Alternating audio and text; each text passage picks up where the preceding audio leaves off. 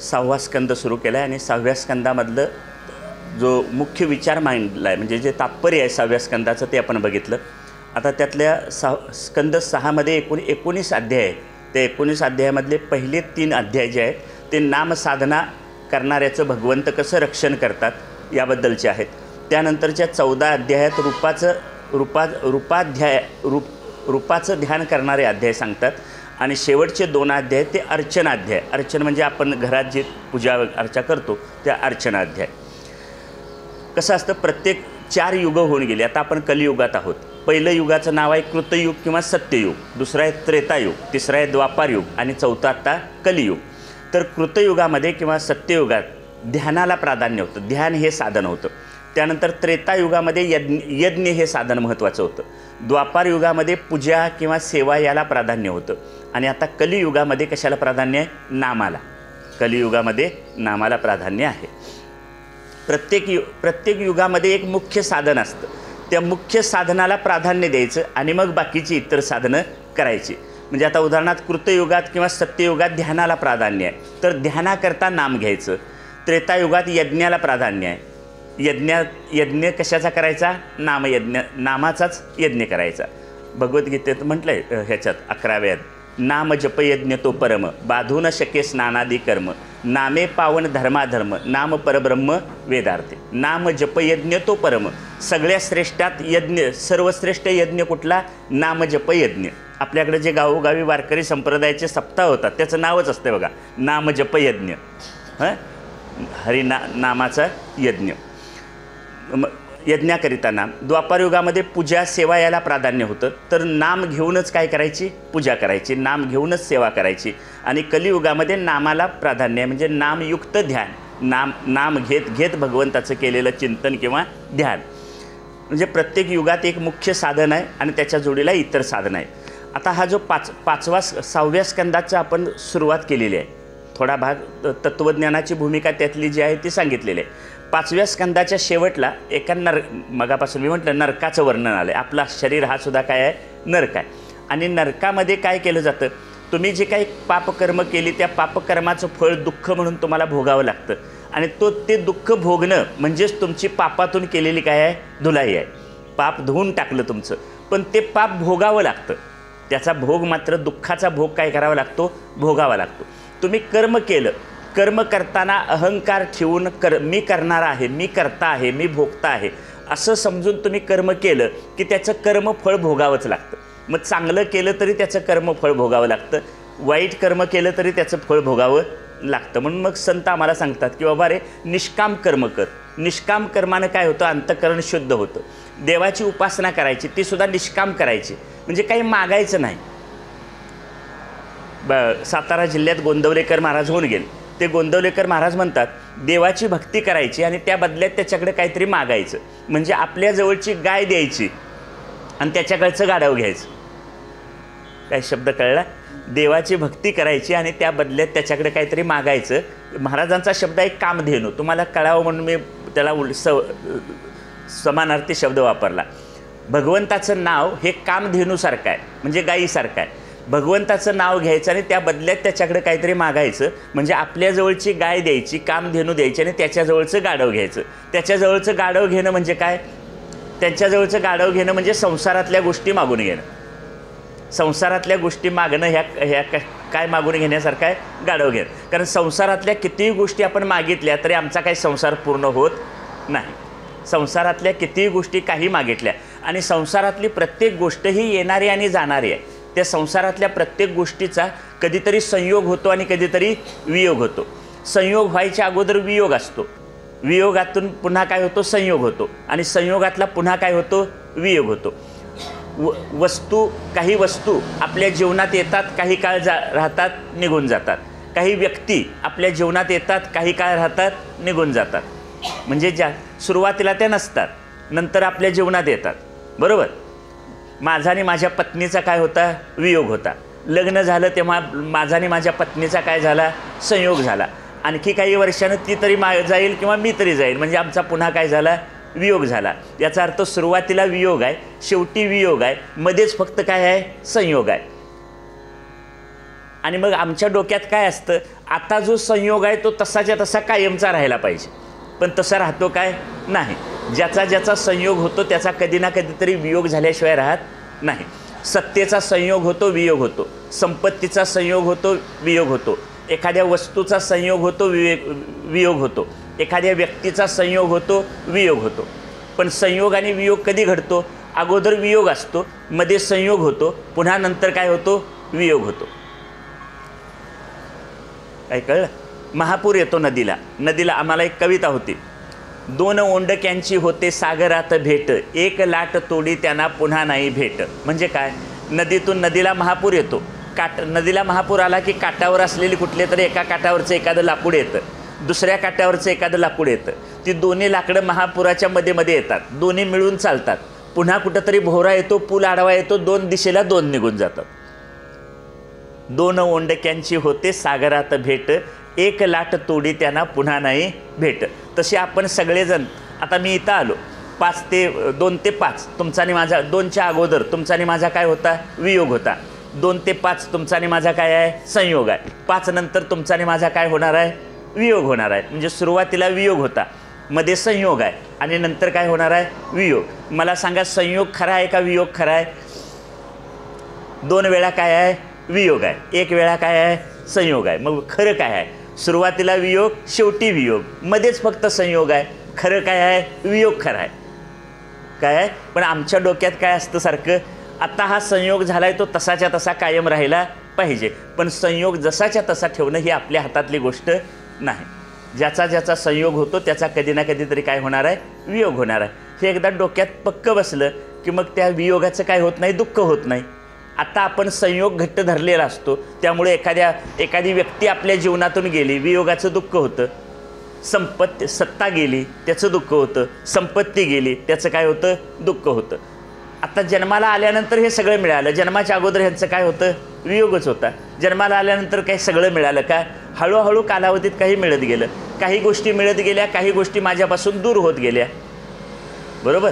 म्हणून ही न्यायशास्त्रानं केलेली मान्य आहे. माणसाच्या जीवनात नेहमी काही गोष्टींचा वियोग असतो, मध्ये संयोग होतो, पुन्हा त्याचा काय होतो? वियोग होतो. सुरुवातीला वियोग आहे, शेवटी वियोग आहे. म्हणून मधला संयोगसुद्धा काही खरा नाही. आता आपण घरात 5 माणसं आहोत. ही 5 माणसं 50 वर्षापूर्वी कुठं होती? 50-100 वर्षापूर्वी कुठं होती? त्या सगळ्यांचा वियोग होता. आता ह्या 50 वर्षात त्यांचा काय आहे? संयोग आहे. पुढच्या 50 वर्षात त्यांचा पुन्हा एकेकाचा काय होणार आहे? हे एवढं जरा डोक्यात घेतलं की वियोग होणारच आहे याचं नक्की झालं की त्या वियोगाचा तडाखा जाणवत नाही. काय म्हटलं? कळलं? वियोगाचं दुःख व्हावं पण दुःखाचा तडाखा बसू नाही. ज्ञानेश्वरी म्हटलं, सुखी संतोषाने यावे, दुःखी विषादानं भजावे, लाभालाभ न मानावे मना माझे. सुखी संतोष, सुख होणं म्हणजे तरंग येणं, सुखाचा तरंग आला पण त्याची लाट झाली की त्याचा सुद्धा त्रास होतो. दुःखाचा तरंग आहे आणि दुःखाची लाट आहे. तरंग आला तर तरंगाचा त्रास होत नाही, पण सुखाच्या लाटेचा आणि दुःखाच्या लाटेचा दोन्हीचा सुद्धा काय होतो? त्रास होतो. म्हणून लाट येऊ नये, लाटेत त्या वाहत जाऊ नये. सुखाच्या लाटेतही वाहत जाऊ नये आणि दुःखाच्या लाटेत सुद्धा वाहत जाऊ. म्हणून सुख दुःखे समे कृत्वा लाभा लाभो जयाजय. काय सांगायला हे चालू होतं की नामसाधना. हां, आता या नामसाधनेचा काय उपयोग होतो? तर आपण सगळेजण पूर्वज नरकात कशामुळे जातो? नरकात जातो, तिथल्या काही वासनांचे आपले जे काही दुःखाचे भोग असतील ते भोगतो आणि पुन्हा जन्माला येतो. आपल्याकडून पापकर्म घडलं तर त्या पापकर्मातून बाहेर पडण्यासाठी तीर्थयात्रा केले जातात, यज्ञयाग केले जातात. बरोबर? पण त्यानं काय सगळं पाप जात नाही. पण आपल्या जीवनातलं सगळं पाप घालवून टाकण्याचं सामर्थ्य, म्हणजे एकदा नरकातनं बाहेर पडल्यावर पुन्हा नरकात जायला नको. मग त्यासाठी आपल्याला काही प्रायश्चित्त सांगितलं आहे. प्रायश्चित्त कर्म. प्रायश्चित्त कर्म शब्दाचा अर्थ काय? पूर्वी आपल्याकडून जे काही चुकीचं घडलं असेल त्याबद्दल स्वतःला शिक्षा करून घेणं. प्रायश्चित्त घेणं म्हणजे काय? आपल्याकडून जी चूक घडली त्या आपल्याकडून घडून गेलेल्या चुकीला स्वतःला काय करायची? शिक्षा करून घ्यायची. स्वतःला शिक्षा करून घेणं याला प्रायश्चित्त म्हणतात. प्राय म्हणजे तप करणे आणि चित्त म्हणजे संकल्प करणे. पण प्रायश्चित्त घेतल्यानंतर पुन्हा ती चूक होता कामा नये. पण आमचं वेगळं आहे. आम्ही प्रायश्चित्त पण घेतो आणि पुन्हा पाप पण करतो. जुन्या झालेल्या चुकीबद्दल प्रायश्चित्त घ्यायचं आणि नवीन दुसरं काय करायचं? पाप करायचं, म्हणजे वर्षानुवर्ष आपण पाप करतच राहतो आणि त्यामुळं नरकाची व्यवस्था लागत राहते. मग आता अशा नरक म्हणजे काय, दुःख, अस्वस्थता, बोचणी यातनं बाहेर पडायचं असेल तर त्या सगळ्यावर उपाय आहे नाम. महत्त्वाचं काय आहे, नाम. नामानं काय होतं, भगवंताचं नाम हे पापक्षालन, पाप धुवून टाकणारं साधन आहे. हरि उच्चारणी अनंत पापराशी, जातील लयासी क्षणमात्रे. नाम संकीर्तन साधन पै सोपे, जळतील पापे जन्मांतरीची. नाम घेतल्याचा परिणाम काय होईल, जन्म जन्मांतरात केलेली पापं सगळी नाहीशी होऊन जातील. पापं नाहीशी होतील, पापं जळून जातील, पापं लयाला जातील. याचा अर्थ काय, अंतःकरण शुद्ध होईल. म्हणजे नाम घेतल्याचा एक परिणाम, तुमची पापं निघून जातील. नाम घेतल्याचा दुसरा फायदा, हरिमुखे म्हणा, हरिमुखे म्हणा, पुण्याची गणना कोण करी, पुण्य वाढत जाईल. नाम घेतल्याचा तिसरा फायदा, तुकाराम महाराज म्हणतात, काम क्रोध लोभ नासे तृष्णा माया, गाता गुणतया विठोबाचे. तुमच्या मुखात जर विठ्ठलाचं नाम असेल तर तुमच्या अंतःकरणातले काम क्रोध लोभ हे विकार काय होतील, निघून जातील. तुका म्हणे देह भरिला विठ्ठले, काम क्रोधे केले घर रीते. तुकाराम महाराज म्हणतात, देह जर विठ्ठलाच्या नामानं भरला तर तुमच्या अंतःकरणातले काम क्रोध निघून जातील. आता देहात विठ्ठल कसा भरायचा, देहात हाडं रक्त मांस भरलेला आहे, त्याच्यात विठ्ठल कसा भरता येईल. पण हाडं मांस रक्त असलेल्या देहात नाही, त्या ह्या देहाच्या आत एक अंतःकरण आहे. त्या अंतःकरणात काम क्रोध लोभ हे सगळे राहायला आलेत. खरं तर त्यांनी राहण्याची ती जागा नाही, पण ते जबरदस्तीनं आमच्या अंतःकरणात घुसलेत. त्यांना तिथनं काय करायला पाहिजे, काढायला. आता तुम्ही राहत्या घरात, तुमच्या राहत्या घरात दुसरा कोणता जर परका माणूस येऊन राहिला तर राहू द्याल काय, नाही देणार, बरोबर. त्याला बाहेर काढायला पाहिजे. मग त्याच्यासाठी आपण काय वाटेल ते करू. तुकाराम महाराज म्हणतात, तुका म्हणे देह भरिला विठ्ठले, कामक्रोधे केले घर रीते. जेव्हा या देहात काम विठ्ठलाला भरलं तेव्हा अंतःकरणातले कामक्रोध निघून गेले. आता देहात विठ्ठलाला भरायचं म्हणजे अंतःकरणातच विठ्ठलाला भरलं पाहिजे, त्याशिवाय तिथनं ते घर खाली करणार नाहीत. कोल्हापुरात काही कूळ काढणारे दादा लोक राहतात असं मला ऐकून माहिती आहे, वर्तमानपत्रात वाचून. म्हणजे समजा माझं 2 जाप्त्याचं घर असेल, एका बाजूला मी राहतो, एका बाजूला कुळाला दिलेलं असतं. माझ्या मुलीचं लग्न ठरलं, माझं काही काम असेल तर मी कुळाला सांगतो घर खाली करा. मग ते कुळ म्हणतं 10 वर्ष राहिलोय, नियमानं भाडं दिलंय, आत्ता मी ऐनवेळी कुठं जाऊ, मला घर मिळेल तेव्हा बघूया, मी काही जाणार नाही. मग मी कुळाला काढायसाठी अशा कूळ काढणाऱ्या दादाचा जरा आधार घेतो. त्याला 1500 दिलं की तो कुळाला धाक धप्पडशा दाखवतो, भीती घालतो, मारहाण करतो आणि कुळाला काढतो. आता माझ्या दगडमातीच्या घरातलं कूळ काढायला कोल्हापुरातला दादा चालेल, पण माझ्या अंतःकरणाच्या घरातली कामक्रोधाची कुळं काढायला कुठला दादा पाहिजे, पंढरपुरातला. मी म्हणत नाही, महाराजच म्हणतात, तुका म्हणे देह भरिला विठ्ठले, कामक्रोधे केले घर रीते. पंढरपुरातला दादा आत आणला की आतली कुळं काय करतील, कामक्रोध लोभाची घरं खाली करतील. तुकाराम महाराज कोणती इयत्ता पास झाल्याचा उल्लेख त्यांच्या चरित्रात नाही. म्हणजे पहिली पास होते, दुसरी पास होते, तिसरी पास होते असा काही उल्लेख नाही. पण तरीसुद्धा त्यांच्या मुखातून जे 4,500 अभंग बाहेर आले ते कसे काय आले, एवढा शास्त्रार्थ त्यांनी कसा सांगितला, हे अभंग त्यांच्या मुखातून, अंतःकरणातून, बुद्धीतून कसे प्रगट झाले. त्यांची बुद्धी सूक्ष्म झाली आणि त्या सूक्ष्म बुद्धीला परमात्म्याचा साक्षात्कार झाला आणि त्या परमात्म्याच्यासाठी सगळ्या अभंगांचा आत्मा काय असेल तुकोबांच्या, तर तो काय आहे, पांडुरंग. पांडुरंग परमात्मा किंवा विठ्ठल हा तुकोबांच्या सगळ्या अभंगांचा आत्मा आहे. सगळे अभंग एका विठ्ठलाभोवती फिरणारे आहेत. विठ्ठलालाच त्यांनी वेगवेगळी नावं दिलीत. श्रीरंग म्हटले, केशव म्हटले, पांडुरंग म्हटले, हरी म्हटले, अशी वेगवेगळी नावं दिलेली आहेत, बरोबर. पण हे तुकोबांच्या मुखातून अभंग बाहेर कसे आले त्याबद्दल तुकोबा स्वतःच म्हणतात, न कळे ते कळो येईल उगले, नामे या विठ्ठले एकाचिया. न दिसे ते दिसो येईल उगले, नामे या विठ्ठले एकाचिया. न बोलो तो बोलो येईल उगले, नामे या विठ्ठले एकाचिया. एका विठ्ठलाचं नाम घेतल्याचा परिणाम म्हणून जे कळत नाही ते कळायला लागेल, जे दिसत नाही ते दिसायला लागेल, जे भेटत नाही ते भेटेल. कशाचा परिणाम आहे, नामाचा. नाम घेतल्याचा परिणाम म्हणून बुद्धी सूक्ष्म होते. बुद्धीचे सुद्धा 2 प्रकार आहेत, एक ढोबळ बुद्धी आहे आणि एक सूक्ष्म बुद्धी आहे. ढोबळ बुद्धी कशाला म्हणायचं, ज्या बुद्धीला संसार कळतो आणि संसार आवडतो त्याला ढोबळ बुद्धी म्हणायचं. आणि ज्या बुद्धीला परमात्मा कळतो आणि परमात्मा आवडतो त्याला सूक्ष्म बुद्धी म्हणायचं. आता तुम्ही ठरवा तुमची बुद्धी कुठली आहे. आम्हाला जर संसार आवडत असेल तर आमची बुद्धी कुठली आहे, ढोबळ आहे. आणि आम्हाला परमात्मा आवडत असेल, परमात्म्यासंबंधी ऐकायला आवडत असेल तर बुद्धी कुठली आहे, सूक्ष्म आहे, बरोबर. ढोबळ बुद्धीने. आणि तुकाराम महाराज म्हणतात, मुखी नाम हाती मोक्ष, ऐसी बहुतांची साक्ष. सगळे संत आपल्याला नामसाधन करायला सांगतात. नाम संकीर्तन वैष्णवांची जोडी, पापे अनंत कोटी गेली त्यांची. म्हणजे नामस्मरणामध्ये एवढं सामर्थ्य आहे. कलियुगामध्ये नाम हे महत्त्वाचं साधन आहे. आणि आपलं कलियुगामध्ये असं पाप नाही की जे नामानं जात नाही. डॉक्टर साहेब नेहमी म्हणतात अगदी गमतीनं, नाम हा आमचा खोड रबर आहे. नाम म्हणजे काय आहे? खोड रबर आहे. काही चांगलं घडलं खोड रबर वापरायचा, पुसून टाकायचं. काही वाईट घडलं तरी रामकृष्ण हरी म्हणायचं, पुसून टाकायचं. असं पुसून टाकलं, वाईट घडलेलं पण पुसून टाकलं, त्यामुळे वाईटाचं फळ भोगावं लागत नाही. चांगलं घडलेलं पण खोड रबरानं पुसून टाकलं, त्यामुळे पुन्हा चांगल्याचं फळसुद्धा भोगावं लागत नाही. निर्वासन होता येतं. म्हणजे चांगल्याचंही फळ भोगायचं नाही आणि वाईटाचं पण फळ भोगायचं नाही. त्यामुळे आपल्याकडून जे जे काय घडेल त्या प्रत्येक वेळी काय म्हणायचं? रामकृष्ण हरी. रामकृष्ण हरी हा खोड रबर आहे. जे कागदावर लिहिताना आपण काहीतरी लिहिलं आणि ते बदलायचं असेल तर आपण काय करतो? खोडून टाकतो. खोडलं की कागद स्वच्छ होतो. तसं नाम घेतलं की अंतःकरणाचा कागदसुद्धा काय होतो? स्वच्छ होतो.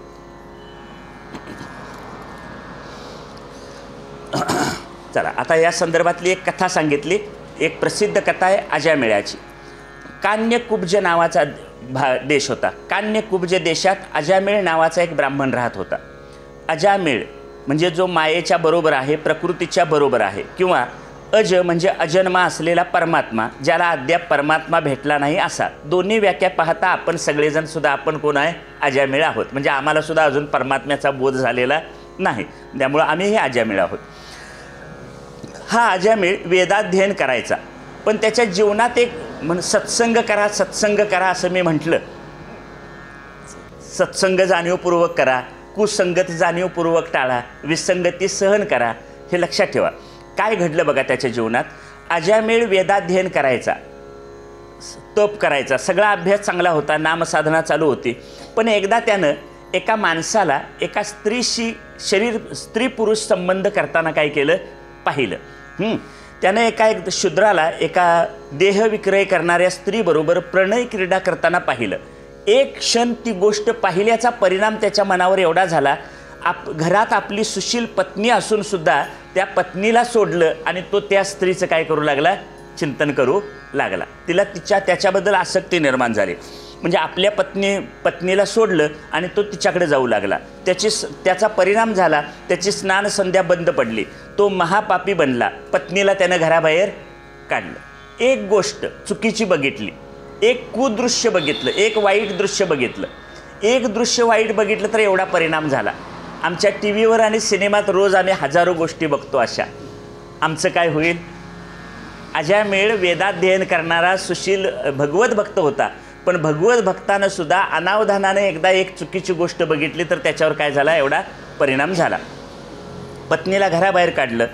अजामेळाच्या गावात एकदा एक महात्मा आला. त्याने गावातल्या लोकांच्याकडे चौकशी केली त्या महात्म्यानं की या गावात कोणी धर्मात्मा राहतो काय? काही टवाळखोर लोक होते. धर्मात्मा म्हणून त्यांनी कुणाचं घर दाखवलं? अजामेळाचं घर दाखवलं. तो खरंच तो जो महात्मा होता तो त्या अजामेळाच्या घरात गेला. तिथे एक लहान मुलगा खेळत होता आणि ती स्त्री म्हणजे ज्या स्त्रीमध्ये तो आसक्त, आपली पत्नी सोडून ज्या स्त्रीमध्ये तो आसक्त झाला होता ती स्त्री होती. महात्म्यानं मुलाचं नाव विचारलं तेव्हा ती स्त्री म्हणाली, त्याचं नाव आम्ही अद्याप ठेवलेलं नाही, तुम्हीच काहीतरी नाव सांगा, एखादं नाव सुचवा. तो महात्मा म्हणाला, नारायण म्हणा. काय नाव सुचवलं? नारायण म्हणा. आता नारायण म्हणा असं सांगितलं, मुलाचं नाव नारायण ठेवा, ही संतांची कृपाच झाली. किमान मुलाला हाक मारताना तरी काय होईल? देवाचं नाव मुखात येईल. कोणत्याही निमित्तानं नाम घेतलं तरी ते पुण्यदायक होतं.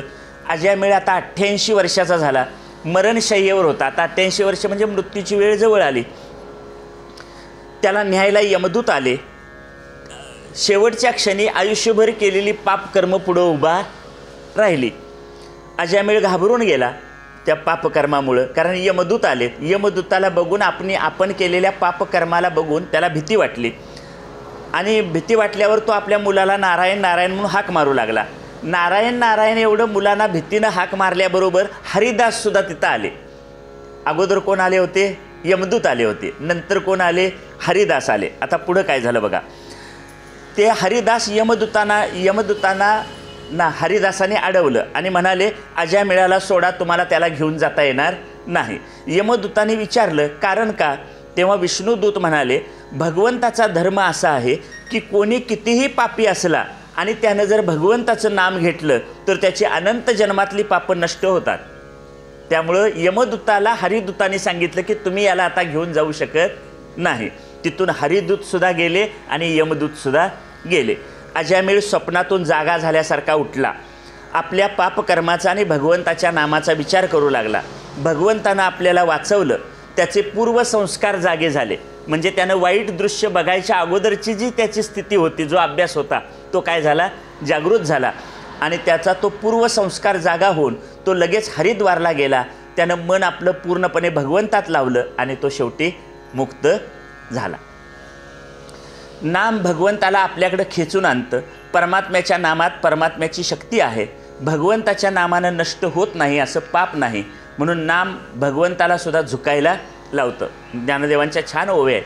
परितयापाशी पांडवा मी हरपला गिवसावा, जेथ नाम घोष बरवा करीती माझा. किंवा कृष्ण विष्णू हरी गोविंद या नामाचे निखिल प्रबंध, माझी आत्मचर्चा विशद उदंड गाती. नामाचं महत्त्व सांगणारे आणि एक त्यातलं तात्विक एक भूमिका आहे. नाम आणि नामी यांच्यात अभेद असतो. नाम आणि नामी यांच्यात काय असतो? अभेद असतो. अभेद असतो याचा अर्थ काय? नाम आणि नामी यांच्यात भेद नसतो. नाम आणि आता उदाहरणार्थ मी दत्त म्हटलं. दत्त म्हटलं की या नामाबरोबर त्यांची मूर्ती माझ्यासमोर डोळ्यासमोर उभा राहते. मग नाम घेतलं दत्त. दत्त हे नाम आणि ते कोण आहेत? नामी. दत्त हे नाम आणि ते कोण? नामी. नाम आणि नामी यांच्यात अभेद असतो. म्हणजे नाम आणि नामी यांच्यात भेद नाही. आता हे तात्विक विचार आहे. आता थोडासा समजावून सांगतो ह्यातला भाग. समजा नाम आणि नामी यांच्यात अभेद असतो याचा अर्थ काय? दत्त हे नाव आणि भगवान दत्तात्रय यांच्यात भेद नाही. राम हे नाव आणि प्रत्यक्ष प्रभू रामचंद्र यांच्यात भेद नाही. तो नाम राम आहे पण त्याचा खरा लक्ष्यार्थ काय आहे? आत्मा. राम म्हणजेच आत्मा, कृष्ण म्हणजेच आत्मा, हरी म्हणजेच आत्मा, दत्त म्हणजेच आत्मा. ह्याचा अर्थ नाम आणि नामी यांच्यात अभेद आहे.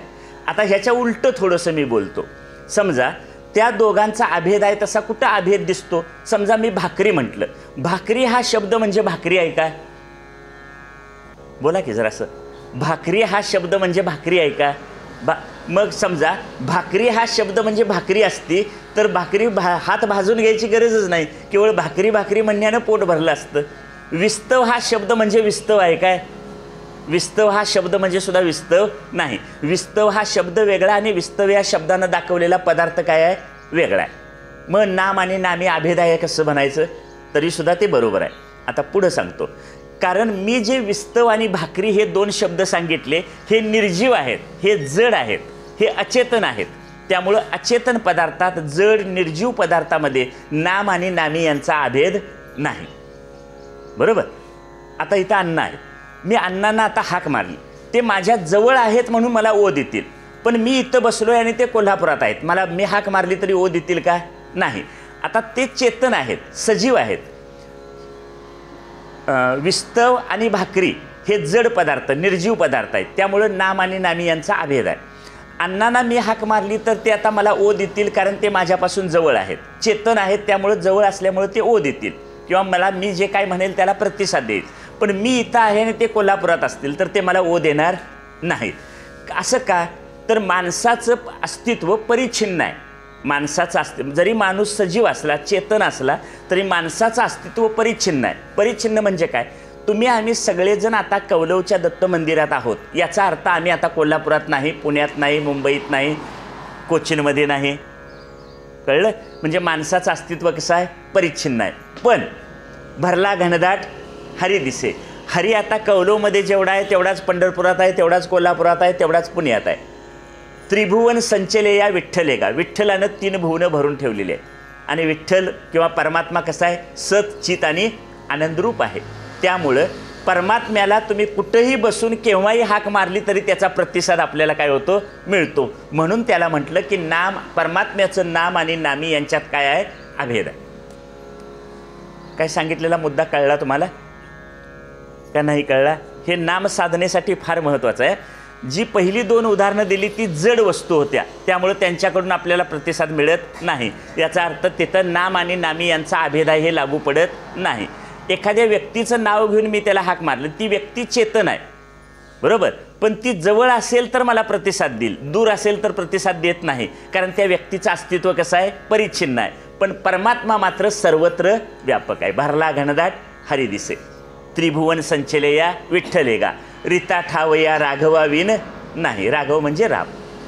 याचा अर्थ भगवंत सर्वत्र व्यापून आहे. त्यामुळं कुठंही बसून, कोणत्याही गावात, कोणत्याही घरात, कोणत्याही ठिकाणी बसून तुम्ही नाव घेतलं तरी त्याला ते ऐकू जातं. म्हणून नाम आणि नामी यांच्यात अभेद आहे. चला आता त्याच्यात एक पुढची कथा येते, इंद्र आणि वृत्रासुराची कथा. ही कथा अशी आहे, एकदा इंद्रदेवानं अभिमानानं आपले गुरु बृहस्पती सभेत आल्यावर त्यांच्याकडे दुर्लक्ष करून अपमान केला, म्हणजे त्यांच्याकडे लक्ष दिलं नाही. बृहस्पती काही न बोलता निघून गेले. गुरुकृपा कमी होताच इंद्राची शक्ती घटली आणि असुरांची शक्ती, इंद्राची शक्ती घटली म्हणजे देवदेवतांची शक्ती घटली आणि असुरांची शक्ती वाढली. इंद्र त्यानंतर असुरांचे जे गुरु विश्वरूप यांच्याकडे गेले. विश्वरूपाने इंद्राला नारायण कवच दिले. ते धारण करून इंद्र असुरांशी लढू लागला. म्हणजे त्याने त्या गुरूंचा काय केला, उपयोग करून घेतला. नंतर एकदा गुरु विश्वरूप यज्ञात आहुती देताना देवदेवतांना आहुती देत होते आणि त्याबरोबर लपून छपून असुरांना सुद्धा आहुती देत होते. हे इंद्राच्या लक्षात आल्यावर त्यांनी विश्वरूपाचं डोकंच उडवलं. विश्वरूपाचे वडील त्वष्टा यांना फार राग आला. त्यांनी इंद्राला मारण्यासाठी एक यज्ञ केला, पण मंत्र म्हणताना काहीतरी चूक झाली. तेव्हा त्याच्यातून एक भयंकर प्राणी उत्पन्न झाला, त्याचं नाव वृत्रासूर. असुराचं नाव काय, वृत्रासूर. नवीन आले त्यांच्या माहितीसाठी सांगतो, आपण पंचतंत्रातल्या आणि इसापनीतीतल्या गोष्टी वाचतो, त्या गोष्टीतून आपण तात्पर्य किंवा बोध घेतो. कोल्हा कर्कोच्याला काय म्हणाला ह्याची चर्चा करत जात नाही, त्याने कुठल्या गॅस कट्ट्यावर खीर केली ह्याचा विचार करत नाही. त्या तात्पर्याकडे पाहतो. तशा या कथा काय करायच्या, ऐकायच्या. मंथुनी नवनीता तैसे ज्ञानंता वाया व्यर्थ कथा सांगे. त्याचं नाव वृत्रासूर. तो इतका भयंकर होता की त्यामुळे सर्व देव व्याकुळ झाले.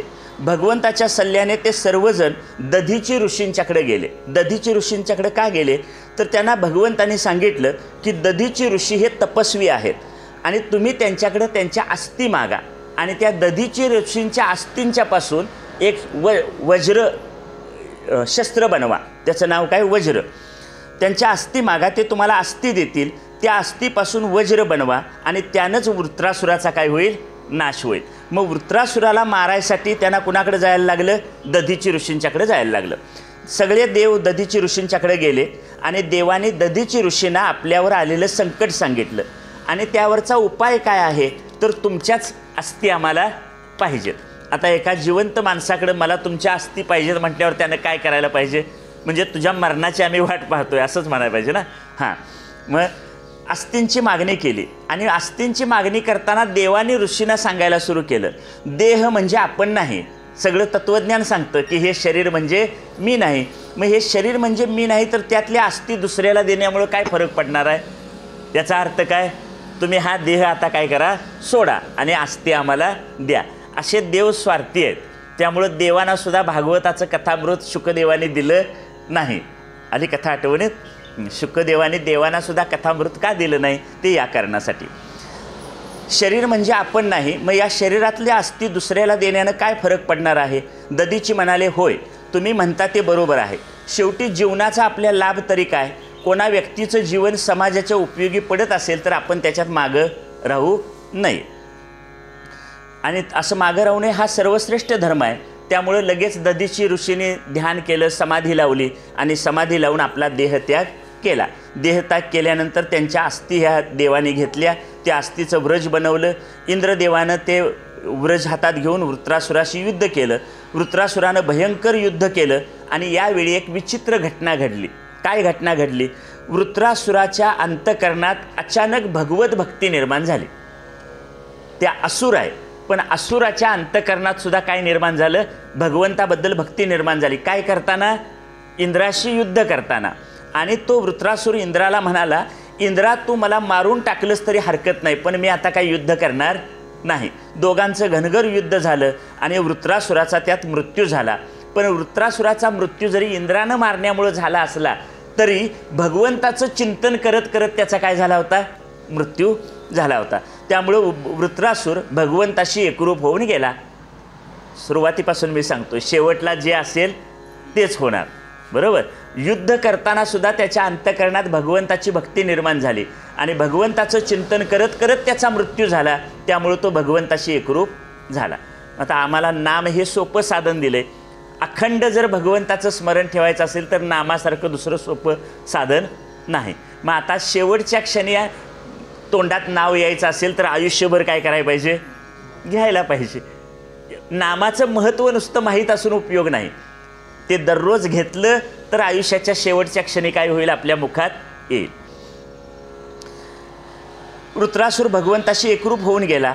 आता असं का घडलं, वृत्रासुराच्या अंतःकरणात युद्ध करता करता भगवत भक्ती का निर्माण झाली, त्याची एक कथा त्याच्या पुढे थोडक्यात सांगितली. राजा परीक्षितीनं लगेच विचारलं. ते आणि मूळ मुद्द्यावर जाऊया. मूळ कथा काय आहे, कोण कुणाला सांगायला लागले, शुकाचार्य राजा परीक्षितीला सांगायला लागलेत. राजा परीक्षितीने लगेच प्रश्न विचारला की युद्ध करत असताना वृत्रासुराच्या अंतःकरणात अचानक भक्ती कशी काय प्रगट झाली, असा प्रश्न तुमच्यासुद्धा मनात येऊ शकतो. त्या प्रश्नाचं उत्तर दिलंय. वृत्रासूर हा पूर्वजन्मी राजा चित्रकेतू होता. आपण आजच्या चिंतनाला सुरुवात करतानाच मी तुम्हाला पुनर्जन्म आणि कर्मविपाक या दोन गोष्टी सांगितल्या.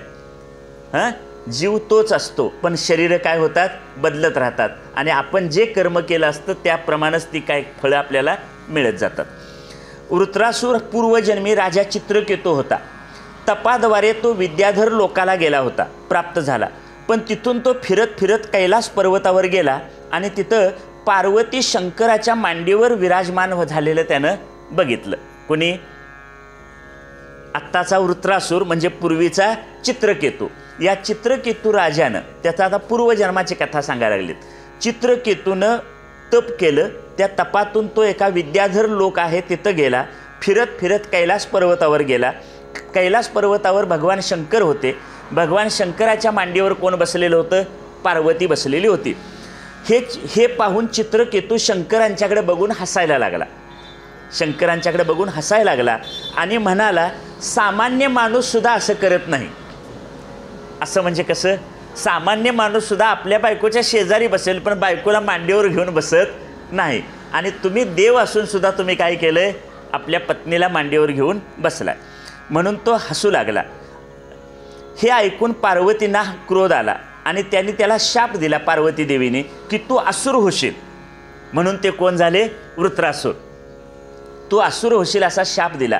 चित्रकेतूनं क्षमा मागितली झालेल्या चुकीबद्दल, हसलो म्हणून, आणि त्या शापाचा स्वीकार केला. नंतर तो असुर झाला. पण त्यानं पूर्वी केलेली जी भक्ती होती ती युद्ध करत असताना सुद्धा काय झाली, प्रगट झाली. म्हणजे तुम्ही अभ्यास केलेला कुठंही वाया जात नाही. आत्ताचं हे एक लक्षात ठेवा, हे ऐकलेलं भागवत कुठंही वाया जाणार नाही. तुम्हाला जरी असं वाटलं काय म्हणून आमचे 4-4 तास घालवले असतील, अण्णाने उगीचं इकडे काय केलं आहे, तर असं काय समजू नका. ह्याचं एक चांगलं अदृष्ट तयार होत राहतं. ते आपल्याला दिसत नाही पण एक चांगलं पुण्यकर्म आपल्या अदृष्टात काय होतं, जमा होत राहतं. हे तुकाराम महाराज म्हणतात, वाया न वजे. म्हणजे काय, परमार्थाच्या दिशेनं टाकलेलं एक पाऊलसुद्धा तुमचं वाया जात नाही. तुम्ही जिथं कुठं असाल तिथून पुढं तुमचा अभ्यास सुरू होतो. म्हणजे या जन्मात तुम्ही कुठंपर्यंत अभ्यास करत आलाय त्याच्या पुढचा अभ्यास तुमच्या पुढच्या जन्मात सुरू होतो. मग ते पुढच्या जन्मापर्यंत थांबायचं म्हणजे काय, अभ्यास अर्धाच ठेवायचा. अभ्यास अर्धा ठेवावा का मिळाला वेळ तर पूर्णच करून टाकावा, पूर्ण करायला पाहिजे. आता आणि पुढच्या जन्माची वाट बघायची. मग पुढच्या जन्मात माणसाचं शरीर मिळेल याची काही गॅरंटी नाही. माणसाचं मिळालं तरी धडधाकट मिळेल याची काही गॅरंटी नाही, बरोबर. आत्ता मिळालं हेच हातातली गोष्ट आहे, हे घबाड आहे महत्त्वाचं. पुढचं काय मिळेल कसं मिळेल, कारण कर्माची गती फार गहन आहे, बरोबर. काय मिळेल कसं मिळेल ह्याचं कुठलीही शाश्वती आपल्या हातात नाही. त्यामुळं आत्ता जे मिळाले त्याच वेळी ही वेळ काय केली पाहिजे, साधून घेतली पाहिजे.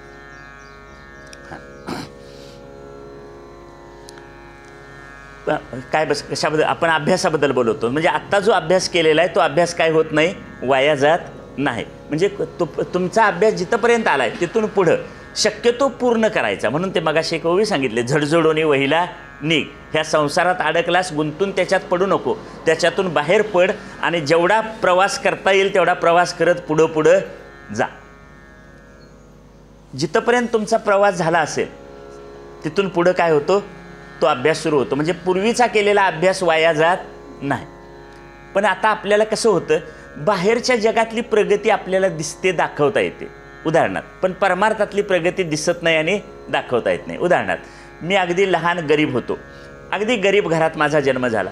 मग मी मोलमजुरी करत शिक्षण घेतलं, नोकरीला लागलो, मग गाडी घेतली, घोडा घेतला, बंगला बांधला, सगळी प्रगती झाली.